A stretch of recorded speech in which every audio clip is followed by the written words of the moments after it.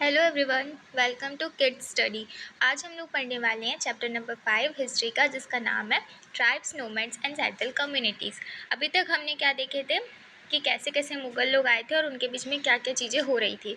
अब इसमें हम लोग दूसरे जो बोल सकते हैं कि दूसरे पार्ट कंट्री का जो एक कल्चरल और सोसाइटी बेस्ड भी है, उनके बारे में पढ़ने वाले हैं। ट्राइब्स मतलब आप लोग जानते हो, हम उनके बारे में उनको अच्छे से डिटेल में जानने वाले हैं। पूरा जो अब इंडिया इतना बड़ा, उस टाइम का जो सब कॉन्टिनेंट का पार्ट था इतना बड़ा था, तो वहाँ पे ना वरना सिस्टम चल रहा था। जो शूद्र होते हैं, क्षत्रिय होते हैं ना, वो वाला चल रहा था जो ब्राह्मण्स ने लेकर आए थे। उसको सबके सब एक्सेप्ट भी कर रहे थे, जैसे रूलर्स और बहुत सारे जो लार्ज किंगडम्स हैं वहाँ पे भी एक्सेप्ट किया जा रहा था। लेकिन इसमें डिफरेंस और ज़्यादा क्रिएट हो रहे थे ये वर्ना सिस्टम से। हाई और लो, गरीब और अमीर, इनके बीच में और ज़्यादा जो है डिफरेंस, जो इनइक्वलिटी है वो बहुत ज़्यादा इंक्रीज़ होते जा रहा था। और जब दिल्ली सुल्तान्स आए थे और मुगल्स आई थी, तो उनके बीच में ये जो अपर क्लास वाला जो स्टेटा है वो और भी ज़्यादा ना बहुत ज़्यादा ग्रो करने लग गया था। मतलब वहाँ पे जो इनइक्वलिटी थी वो बहुत ही ज़्यादा बढ़ गई थी। बियॉन्ड बिग सिटीज़, अब जो ट्राइबल लोगों की सोसाइटी कैसी थी वो देख लेते हैं। देखो, जैसे कि बाकी सोसाइटीज़ है ना, उससे ये थोड़ी बहुत अलग थी। इनका जो रहने सहने का तरीका और जो मानने का तरीका था ना, वो बहुत ज़्यादा अलग था। जैसे कि देखो, बहुत सारे सोसाइटी में जो सब कॉन्टिनेंट है, वो लोग क्या है, अपर क्लास, लोअर क्लास, अमीर गरीब, ये सब जो अनएजुकेटेड एजुकेटेड, ये सब को देखकर मानकर ही वो लोग उनको रिस्पेक्ट देते थे, नहीं तो नहीं देते थे। लेकिन जो ट्राइबल्स लोग थे ना, वो लोग ऐसा नहीं करते थे। वो लोग ये जो सब कॉन्टिनेंट में, through out the sub continent जो चल रहा था, जो ब्राह्मण ने वर्ण सिस्टम लाए थे, वो उसको फॉलो नहीं करते थे। ये लोग कौन? ट्राइब्स लोग। ओके। और ना ही इनके में ये मानना था कि कोई अलग अलग क्लासेस भी होती, ये लोग किसी को भी अनइक्वली ट्रीट नहीं करते थे। ऐसे लोग ट्राइब्स होते हैं। ओके। तो देखो, जो मेंबर हैं पूरे जो ट्राइब्स के, जैसे कि हर एक सब मतलब होते हैं ना, एक मतलब ग्रुप के मेंबर्स वगैरह होते हैं, वो लोग किससे यूनाइटेड थे?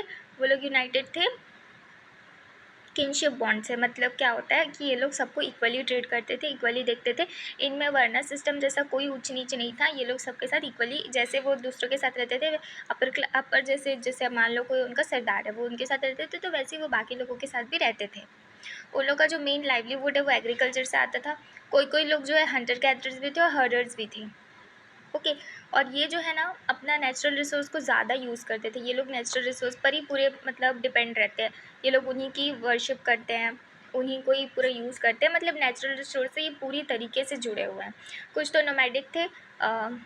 नोमैड्स मतलब होते हैं जो बंजारे होते हैं ना, जो एक प्लेस से दूसरे प्लेस मूव करते हैं, तो कुछ वो भी हुआ करते थे। कोई कोई जो ट्राइबल ग्रुप्स थे वो लैंड्स और पैस्चर्स ये सबको भी कंट्रोल करते थे, और अपने अपने काम को उनके रूल्स के हिसाब से दूसरे के साथ डिवाइड कर लेते थे और अपना जीवन वहाँ पे जीते थे। अभी जितने भी ट्राइब्स लोग थे ना, ये लोग बहुत जल्दी जल्दी और बहुत ज़ोरदार तरीके से ना, ये लोग पूरे सब कॉन्टिनेंट में फैलते जा रहे थे, मतलब रहना चालू कर रहे थे। इनको ढूंढ पाना ना वैसे तो बहुत ज़्यादा डिफ़िकल्ट है। क्यों? क्योंकि ये लोग ना नॉर्मल हमारी तरह घर बनाकर एकदम अच्छे से रोड के पास ऐसे नहीं रहते हैं। एक कॉलोनी में ये लोग फॉरेस्ट में, हिल्स में, डेजर्ट्स में और बहुत सारे डिफरेंट डिफरेंट प्लेसेस में ये लोग रहते थे। मतलब डिफ़िकल्ट प्लेसेस में ये ज़्यादातर वहाँ पे रहते थे। कभी कभी तो है, ये जो बहुत मोर पावरफुल जो लोग होते थे ना, उनके साथ इन्होंने बहुत ज़्यादा संघर्ष किए थे, क्लैश किए थे। ओके। और बहुत सारे जो ट्राइब्स के ग्रुप थे, उन्होंने अपना जो फ्रीडम है उनको बनाए रखा था, और अपना जो सेपरेट कल्चर है उसको वो प्रिजर्व करना चाहते थे। तो इसीलिए उनका जो मोर पावरफुल जो कास्ट बेस्ड सोसाइटी है, उनके साथ ये लोग क्लैश कर लेते थे। पर हाँ, ये जो कास्ट बेस है और ये जो ट्राइबल सोसाइटी, ये दोनों को एक दूसरे पर डिपेंड करना ही पड़ता था, क्योंकि जो बेसिक नीड, जो खाना पीना, जो भी जितनी भी चीज़ें जो अगर एक ट्राइबल्स पीपल को लग रही है, तो वो कास्ट बेस्ड सोसाइटी को भी लगेगी। तो ये लोग को एक दूसरे पर डिपेंड भी रहना पड़ता था। तो इसी वजह से कभी कभी ये लोग डिपेंडेंस और कॉन्फ्लिक्ट की भी वजह बन जाती थी। और इन्हीं के बीच में फिर यहाँ पे क्या होता है, मतलब जो सोसाइटी है वो थोड़ा चेंज होने लगती है। अब हम लोग जानते हैं ट्राइबल पीपल कौन थे और कहाँ से आए थे। हमें इनके बारे में तो उतना अच्छे से नहीं पता चलता है। जो हिस्टोरियंस है, जो ट्रैवलर्स हैं, उनको बहुत ही कम डिटेल इनके बारे में पता चलता है। क्यों पता चलता है? क्योंकि ये लोग ना बहुत मतलब लिखना-विखना ये लोग नहीं जानते थे, या जानते भी होंगे तो फिर ये लोग रिटन रिकॉर्ड्स रखना इनके लिए उतना नेसेसरी नहीं था, तो ये लोग ना रिटन रिकॉर्ड्स को नहीं रखते थे। तो इनसे हमें उनके बारे में तो उतना नहीं पता चलता। लेकिन इन लोग का इनके बारे में हमें इससे पता चलता है कि वो लोगों ने अपने जो कस्टम्स हैं, उसको अपने कस्टम्स को प्रिजर्व करके रखे हुए हैं। तो और जो ओरल ट्रेडिशन था, वो सब जो चला आता है, जैसे बच्चों को ईच जो न्यू जनरेशन है उनको बताते हैं। फिर उनके बाद हमें पता चलता है कि हाँ पहले ऐसे रहा होगा, तो उनके पेरेंट्स ने उनको बताया था, उनके पेरेंट्स ने। तो इस तरीके से ओरल ट्रेडिशन चलते चलते अब जो है जो ट्राइबल्स की हिस्ट्री है, अब उसको रिटन रिकॉर्ड में रखा जा रहा है। कि जो ट्राइब्स थी ना, जैसे जो भी जितने भी ट्राइबल पीपल है, वो सारे के सारे कॉन्टिनेंट में ऑलमोस्ट पाए जाते थे। ओके, मतलब वहाँ पे वो लोग रहते थे। और तो और जो मतलब इनके अंडर में बहुत सारे एरिया जो इनके अंडर में भी आते थे डिफरेंट डिफरेंट पॉइंट पर, मतलब पॉइंट्स ऑफ टाइम पर। जैसे कि बहुत सारे पावरफुल ट्राइब्स भी थे। अब ऐसा नहीं है कि वो लोग मतलब फॉरेस्ट में रहे, हिल्स में रह रहे, तो वो लोग एकदम सोशली एकदम मतलब उनको बॉयकॉट कर दिया गया हो या वो खुद हो गए हो, नहीं। वो लोग बहुत पावरफुल ट्राइब्स भी थे। उनके अंडर में बहुत सारे लार्ज टेरिटरीज भी आते थे। जैसे वो लोग राजा टाइप के बनते हैं ना, वैसे वो भी बनते थे। जैसे पंजाब में खोखर टाइप है, वो बहुत ही इन्फ्लुएंशियल था। अपने टाइम पर 13 और 14 सेंचुरी में वो लोगों का बहुत ज़्यादा मतलब ग्रेट पावर थी उनके पास, जो पंजाब में खोखर थे। उसके बाद जो घक्कर्स आए थे, वो बहुत ज़्यादा इंपॉर्टेंट हो गए थे। उन्हें तो एक जो उनके जो चीफ थे ना, कमाल कमाल खान घक्कर, उनके तो नोबल भी बना दिया गया, नोबल मनसबदार बनाया गया था, जिनके बारे में हम लोग ने लास्ट चैप्टर में पढ़े थे। जो अकबर थे ना, उन्होंने उन्हें मतलब वो इतने मतलब देखो ट्राइब से हम लोग क्या एसोसिएट कर रहे हैं कि वो लोग एक मतलब होते हैं ना, एक हमारे में इमेज बन गई है कि वो लोग हमसे बात करना नहीं जानते, वो लोग मतलब हमसे रहना, हमारे तरह से रहना नहीं जानते, उनको कुछ चीज़ समझना नहीं है। लेकिन नहीं, देखो तो उस टाइम पे 13 और 14 सेंचुरी के बीच में भी उन्हें मनसबदार बनाया गया था। वो इतनी बड़ी टेरिटरी को कंट्रोल कर रहे थे। उसके बाद क्या होता है, घक्कर जो है, अब उन्हें भी मनसबदार बना दिया गया अकबर के थ्रू। और उसके बाद क्या होता है, जो मुल्तान और सिंध होते हैं, वहाँ पे कौन रहता है, लंघास और अरगुन्स, ये लोग क्या रहते हैं, बहुत सारे जो एरिया है उनको ये लोग डोमिनेट करते हैं। मतलब जैसे पहले मुगल्स नहीं आए थे ना, तो उनके पहले ही मुल्तान और सिंध वाले जो लोग हैं ने जो वहाँ पे लंगाज और जो अरगुन्स रहते थे ना, ये लोग वहाँ पे कंट्रोल करते थे मुगल के पहले। फिर उसके बाद मुगल्स आए, और जो बालोचीज़ है, वो लोग भी बहुत अलग एक पावरफुल, उनका एक एम्पायर था, लार्ज एम्पायर था। एम्पायर नहीं बोलना चाहिए, किंगडम था उनका। यहाँ पे सारे जितने भी जो ट्राइब्स की ग्रुप्स है, जैसे कि घक्कर्स को देख लो, ये ओके, लंगास को देख लो, अरगुन्स को देख लो, ये इस तरीके के मतलब इस एरिया में, ये मैप में अच्छे से दिखा दिया गया कि यहाँ पे ये लोग कंट्रोल कर रहे थे। नॉर्थ वेस्ट में भी ये लोग कंट्रोल कर रहे थे। ये लोग अपने स्मॉल क्लैंस पे रहते थे। क्लैन मतलब क्या होता है, एक ग्रुप होती है फैमिलीज़ की, या फिर जो हाउस होल्ड मतलब जो मतलब क्लेम कर रहे होते हैं ना कि हाँ हम तो मतलब डिसेंडेंट रह चुके हैं, मतलब हमारे जो डिसेंडेंट है वो एक कॉमन एंसेस्टर से आए हैं। ओके, तो क्लैंस उसको बोलते हैं। और जो वेस्टर्न हिमालय है, वहाँ पर जो शेफर्ड रहते थे, वहाँ मतलब जो शेफर्ड ट्राइब थी ना, उनको गद्दीज़ बोला जाता था। मतलब वेस्टर्न हिमालय में भी ये थे। उसके बाद जो डिस्टेंट जो नॉर्थ और east part of the sub continent है, वहाँ पे भी ये बहुत ज़्यादा डोमिनेट कर रहे थे ये ट्राइब्स। कौन कौन थे, नागाज थे, अहोम्स थे, और कुछ और भी ट्राइब्स वहाँ पे थे। देखो जो आज प्रेजेंट डे बिहार और झारखंड है ना, वहाँ पे चीरो चिफ्टन्स थे, जो कि 12 सेंचुरी में वहाँ पे इमर्ज हुए थे। उसके बाद जो राजा मानसिंह ने, जो अकबर के फेमस मतलब अकबर के कोर्ट में कुछ फेमस जनरल थे, वो क्या करते हैं, ये जो चीरो ग्रुप है उनको हराने के लिए वहाँ पे अटैक करते हैं और उनको हरा भी देते हैं 1951 में। लेकिन क्या होता है, और उस टाइम हराने के बाद ना ये लोग उनका पूरा का पूरा जितना भी सामान जिसे पूरा लूट कर वो लोग ले जा लेते हैं। लेकिन उस टाइम पे जब अकबर के मतलब राजा मान सिंह ने अटैक किया था, तब क्या होता है कि ये जो चीरो ग्रुप है ना, वो पूरा एंटायरली कंट्रोल में नहीं रहता अकबर के। लेकिन जब औरंगजेब आता है ना, वो फिर से इन लोग के ऊपर अटैक करता है मुगल फोर्स ले जाकर, और चीरो को है फॉरेस्ट से और बाकी जगह से पूरा कब्जा कर लेता है, उनको ला लेता है, अपने अंडर में रख लेता है। और तो और जो मुंडाज और उसके बाद में जो मुंडाज और संताल थे, ये बहुत ही इंपॉर्टेंट ट्राइब्स थे। इनका हम लोग स्ट्रगल पे आगे जानने वाला है। ये लोग भी मतलब ये इंपॉर्टेंट थे। और ये लोग कहाँ पे रहते थे, ये लोग रहते थे उड़ीसा और बंगाल वाली साइड पर।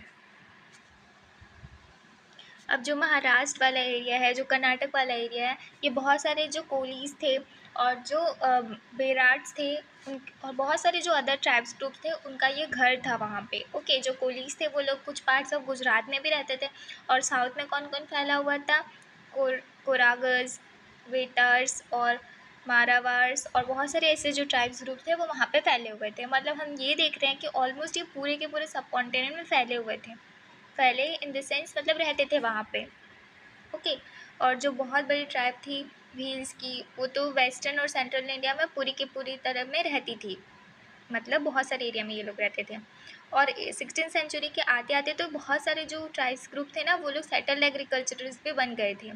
और तो और वो लोग ज़मींदार भी बन गए थे। हमारे जो माइंड में क्या इमेज बन गई उनकी, कि वो लोग नहीं, वो लोग सिर्फ मतलब ये जो पिक्चर में दिखाया गया है वो लोग वैसे ही रहते थे, उनको मतलब कुछ आता वाता नहीं था। लेकिन देखो उस टाइम पे भी वो लोग अकबर ने उन्हें मनसबदार बनाया, ज़मींदार बनाया, तो मतलब वो लोग एक बहुत ही मतलब ज़िम्मेदार इंसान भी थे और जैसा हम सोचते वैसे नहीं थे।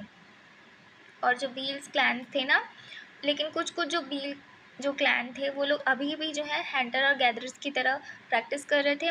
और तो और जो गोंड्स हैं, ओके, वो लोग भी बहुत ग्रेट नंबर में हमें कहाँ पे मिलते हैं? छत्तीसगढ़, मध्य प्रदेश, महाराष्ट्र और आंध्र प्रदेश में।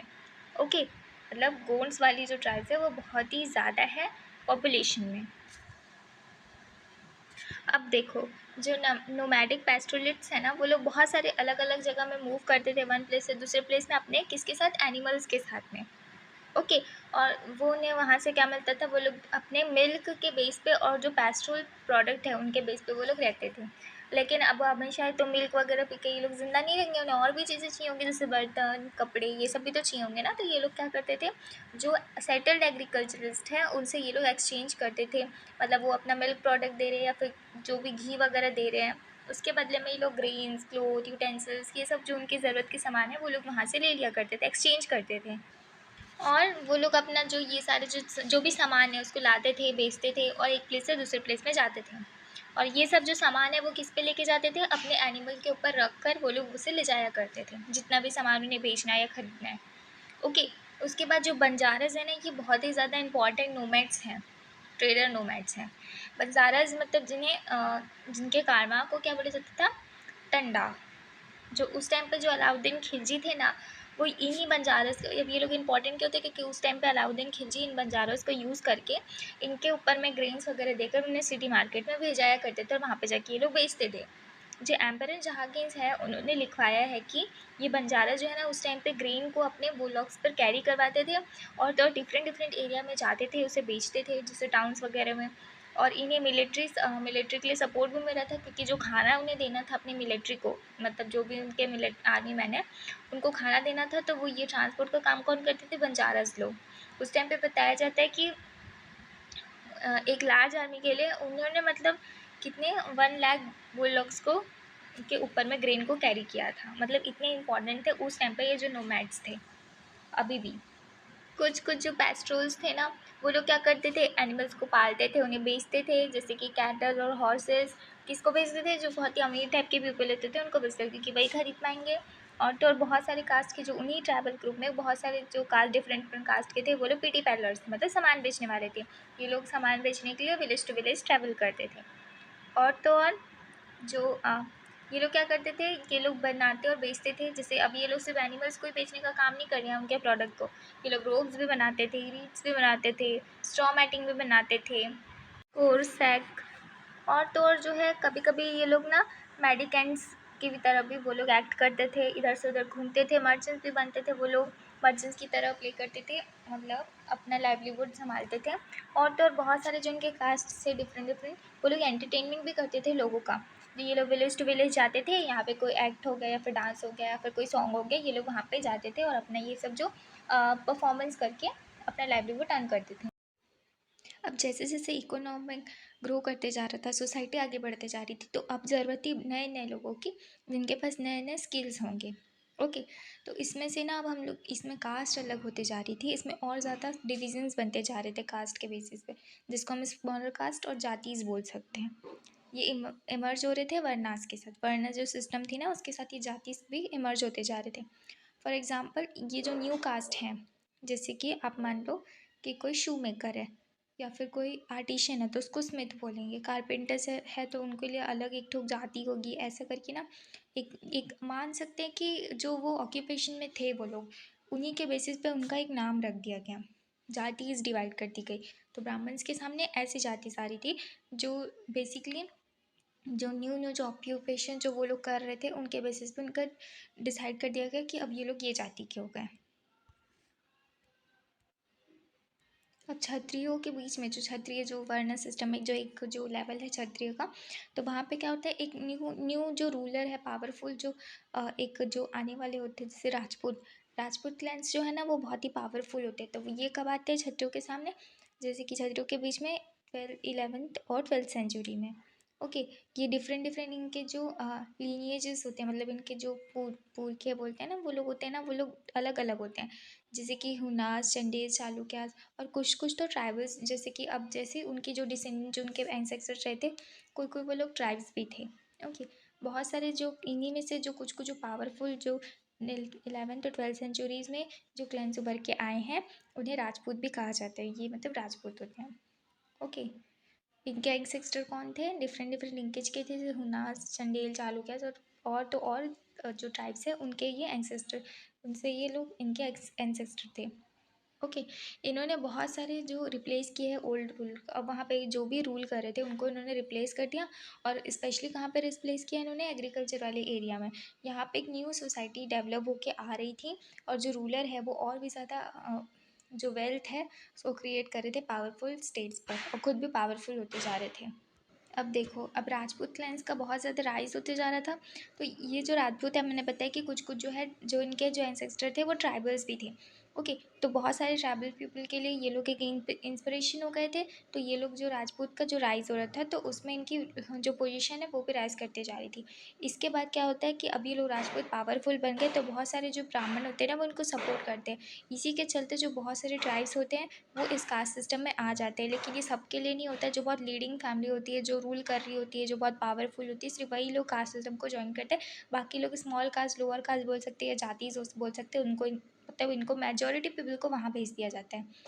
ऑन द अदर हैंड जो डोमिनेंट जो ट्राइब्स थे जो पंजाब सिंध में और नॉर्थ वेस्ट फ्रंटियर में रह रहे थे, वो लोग क्या करते हैं, वो लोग इस्लाम को अडॉप्ट कर लेते हैं, क्योंकि उन्होंने रिजेक्ट कर दिया था कास्ट सिस्टम को, क्योंकि वो अनइक्वली ट्रीट कर रहे थे जो, और ये जो ऑर्थोडॉक्स जो हिंदुज़म के बारे में था वो उनको बिल्कुल भी पसंद नहीं आ रहा था। तो बहुत सारे एरिया में जो भी और भी पावरफुल लोग थे उन्होंने इसे एक्सेप्ट करने के लिए मना कर दिए थे। अब ये जो स्टेट्स हैं जो बनते जा रही थी उनका जो एमरजेंस हो रहा था ना, वो बहुत ज़्यादा जो रिलेट करते हैं जो सोशल चेंज है, जो ट्राइबल पीपल के बीच में जो सोशल चेंज है उसमें ये रिलेट करते हैं। फर्स्ट हम लोग देख लेते हैं गोंड्स के बारे में। अब गोंड्स की ना बहुत ज़्यादा पॉपुलेशन थी, जैसे कि वो लोग बहुत फॉरेस्टेड एरिया में रहते थे। उस फॉरेस्टेड एरिया का नाम था गोंडवाना, तो वो लोग गोंडवाना में रहते थे। वहाँ पे ऑलमोस्ट सभी के सभी गोंड्स थे। वो लोग वहाँ पे क्या करते थे, वो लोग शिफ्टिंग कल्टीवेशन प्रैक्टिस करते थे। ओके, और तो और अब देखो, अब हम लोग क्या सोचते हैं कि जो आपको आगे पता चलते जाएगा कि आदिवासी लोगों के पास कितनी ज़्यादा पावर थी। जैसे कि ना देखो, जो लार्ज गोंड ट्राइब थी ना उन्हें डिवाइड कर दिया गया था क्लैंस पर, बहुत सारे क्लैंस पर। हर एक क्लैन का ना एक अपना राजा होता था, एक बहुत बड़ा वो जो ग्रह कटंगा होता है, उसमें जो कुछ कुछ जो डिवाइड कर देते हैं स्मॉल स्मॉल क्लैंस को, जिसको कौन लीड कर रहा होता है, कौन रूलर संभाल रहा होता है, राजा वगैरह। हर एक जो स्मॉल क्लैंस में एक राजा हुआ करता था, वो संभालता था। जैसे जैसे जो दिल्ली सुल्तान की पावर धीरे धीरे ख़त्म, धीरे धीरे कम होती गई, तो अभी इन लोगों को ना मतलब एक अच्छा मौका मिल गया था वहाँ पे मर्ज होने का as a large powerful kingdom. तो वो गोंडवाना के जो किंगडम्स होते हैं ना वो लोग डोमिनेट कर रहे होते हैं स्मॉलर कॉन्सेप्ट्स में बिगनिंग पे। इसके बारे में अकबरनामा में भी लिखा गया है। जो बायोग्राफी थी अकबर की जिसको अबू फजल ने लिखे थे, मैंने आपको बताया था। तो वहाँ पे क्या होता है कि ये जो है अकबरनामा में बताया गया है कि अकबर के इनके टाइम में जो गोंड किंगडम थे ना, जिसको ग्रह कटंगा बोलते हैं, जो एक स्टेट मान लो, स्टेट है वो पूरा, तो ग्रह कटंगा में के अंदर में 70,000 विलेज थे, 70,000। ओके, और यहाँ पे जैसे कि जो ये जो किंगडम था, अब ये इतना बड़ा जो ग्रह का टंगा बन गया, अब उसका जो किंगडम था वो ग्रहज में डिवाइड थे। एक ग्रह, हर एक ग्रह को ना एक जो गोंड क्लैन था वो कंट्रोल कर रहा होता है। 12 विलेज हैं, 12 विलेज बन के छोटे छोटे छोटे देखो एक पीस में मान लेती हूँ कि एक केक एक बास्केट में 12 एप्पल है, दूसरे बास्केट में 12 एप्पल है, तो ऐसे ही 12 एप्पल विलेज हो गए और ये पूरे बास्केट 84 बास्केट जो कि 12 एप्पल से भरे हुए हैं वो 84 होते हैं। ओके, जो मैंने अभी एप्पल एग्जांपल दिया था, ये जो विलेज है ना उसको भरूच बोला जाता है। ओके, फिर ये जो 84 बन के पूरा बनाते हैं ग्रह कटंगा, तो देखो इतना बड़ा इनका ये लोग वहाँ पे रूल कर रहे थे। अब जैसे जैसे इमरजेंस हो रहा था लार्ज लार्ज स्टेट का, ओके, तो उसमें क्या है थोड़ा सा नेचर जो है गोंड सोसाइटी का वो भी चेंज होता गया। पहले तो ये लोग सबको इक्वली ट्रीट करते जा रहे थे, लेकिन अब ये लोग पावर में आते गए तो इसमें भी ना अब डिवीज़न होना चालू हो गया था। लोग अब अनइक्वल क्लासेस में डिवाइड होते जा रहे थे, सोशल क्लासेस में। ओके, अब इनमें से जो गोंड राजा होते हैं ना वो लैंड ग्रांट्स देते थे ब्राह्मण्स को, फिर वो लोग और ज़्यादा इन्फ्लुएंशियल बनते जा रहे थे। तो जो गोंड चिफ्स है ना, अब वो लोग मतलब जो एकदम जो रूल कर रहे हैं वो लोगों को क्या विश करते थे कि अब हम लोग राजपूत बन जाएंगे, हमें ट्राइब्स वाले ग्रुप में नहीं रहना है। तो ऐसे एक राजा का एग्जाम्पल दिया हुआ है अमन दास करके, वो गोंड का राजा थे ग्रह कटंगा के। ओके, उन्होंने अपने आप को एक टाइटल दे दिया संग्राम शाह और राजपूत में कन्वर्ट हो गए। उसके बाद जो है उनके बेटे दलपत, इन्होंने क्या किया, एक जो प्रिंसेस थी जो राजपूती प्रिंसेस थी दुर्गावती, उनसे शादी कर ली। दुर्गावती किसकी डॉटर थी, सलबाहन की। ओके, जो कि चंदेल के राजपूत जो चंदेल राजपूत थे, अ, राजा कहाँ के थे, महोबा के। ओके, लेकिन जो दलपत होते हैं ना वो बहुत पहले ही मर जाते हैं। अब हम लोग को बहुत ही प्यारी स्टोरी जो दुर्गावती के बारे में है, ब्रेवरी की उनकी स्टोरी हमें बताई गई है। दलपत तो उनसे शादी करके बहुत पहले ही मर जाते हैं, लेकिन उनके बाद क्या होता है कि अब रानी दुर्गावती इतनी कैपेबल थी कि उन्होंने मतलब दलपत की जगह में रूल करना स्टार्ट कर दिए थे, और उनका एक 5 साल का बेटा भी था जिसका नाम था वीर नारायण। ओके, उनके अंडर में किंगडम इतनी ज़्यादा एक्सपैंड होती गई, इतनी अच्छे से वो रूल कर रही थी वहाँ पे। लेकिन 1565 में क्या होता है कि मुग़ल फ़ोर्स जो असफ़ खान है वो अटैक कर देते हैं ग्रह कटंगा पे। लेकिन रानी दुर्गावती ने भी बहुत ज़्यादा लड़ाई की उनसे, उनको स्ट्रॉन्ग रेजिस्टेंस दिया, इतना ज़्यादा उनके ऊपर मतलब उनसे फाइटिंग करने का सोचा उन्होंने, और वो किया उन्होंने। वो उन्हें पता था कि मुग़ल फ़ोर्स के सामने उनकी जो है आर्मी थोड़ी कम हो जाएगी, लेकिन उन्होंने सरेंडर करने की जगह उन्होंने प्रेफर किया कि वो मरना पसंद करेंगी सरेंडर होने की जगह। इस और उनका जो सन थे उनके बाद वो ख़त्म हो जाते, फिर भी उनके सन भी आगे इसको प्रोसीड करते हैं, लड़ाई वगैरह करते हैं, लेकिन वो भी जल्दी ख़त्म हो जाते लड़ते लड़ते। अब ग्रह कटंगा में 70,000 विलेजेस थे, तो इसमें से उनको अर्निंग भी बहुत ज़्यादा अच्छी होती है, तो ग्रह कटंगा बहुत ही रिच स्टेट था। ओके, इन्हें ये रीच कैसे बन रहा था, ये लोग ना वाइल्ड एनिमल्स को ट्रैप करते थे और जो अलग अलग जगह में एक्सपोर्ट करते थे दूसरे दूसरे किंगडम्स पे, उन्हें पकड़ते थे, वहाँ से वो लोग एक्सपोर्ट करते थे, इससे ये लोग और ज़्यादा रीच होते गए। लेकिन जब मुगल गोंड्स को हरा दिया था, तब उन्होंने इनकी पूरी जो बहुत सारे जो लूट लिया था इनका प्रीशियस कॉइन्स एलिफेंट्स ये सबको लूट लिया था और एनेक्स कर दिया था उनके किंगडम को। उन्होंने बाकी जो है जो वीर नारायण है ना उनके अंकल जो चंद्र शाह थे उनको उन्होंने उनका किंगडम दे दिया, मतलब रूल करने के लिए नहीं, वो तो अंडर में रहेंगे मुगल फोर्स के ही।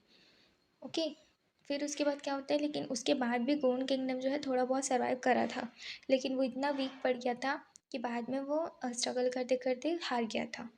किसके सामने, बुंदेल्स और मराठास ने जब उनके ऊपर लड़ाई की तो वो हार चुके थे। अब हम लोग सेकंड जो पावरफुल ट्राइब्स बने थे जिनका खुद का किंगडम था, अहोम्स के बारे में पढ़ने वाले। फर्स्ट हमने पढ़ा गोंड्स के बारे में, हम लोग अहोम्स के बारे में पढ़ने वाले हैं।